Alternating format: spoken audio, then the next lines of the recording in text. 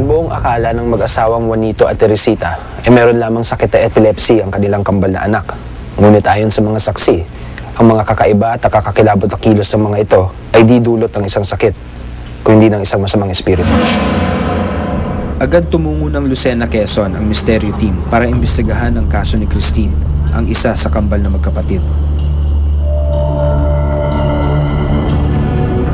Mahigit 4 na oras ang inabot ng biyahe.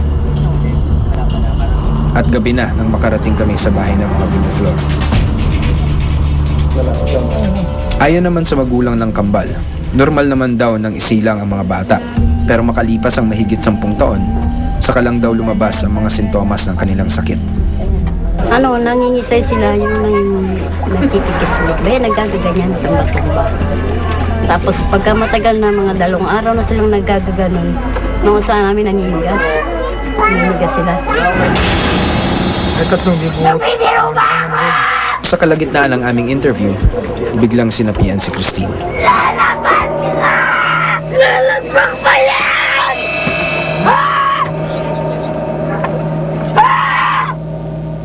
Hindi!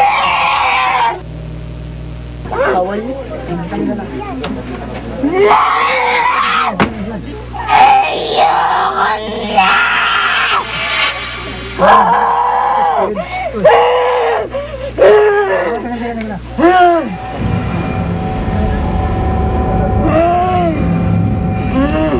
Nakikiusap ko, huwag mo naman pahirapan ang bata.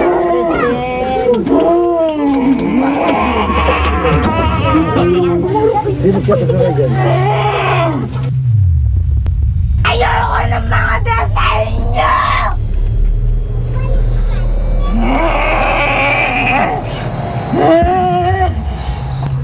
Bakit? Sino ka? Wala kang pakialam sa akin! Ayoko ng mga dasal! Ayoko! Ako nakikiusap sa'yo. Ilang beses na ako nakikiusap sa'yo. Ha?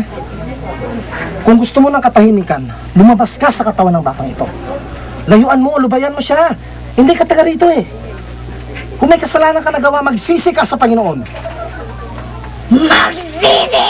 Kasalanan mo ang ginawa mo. Alam ko, Rochelle. Kasalanan! Kasalanan mo ang ginawa mo. Wala akong Kaya ikaw, ginawa! tutusan ko sa pangalan ni Jesus, lumayas ka sa katawan ito.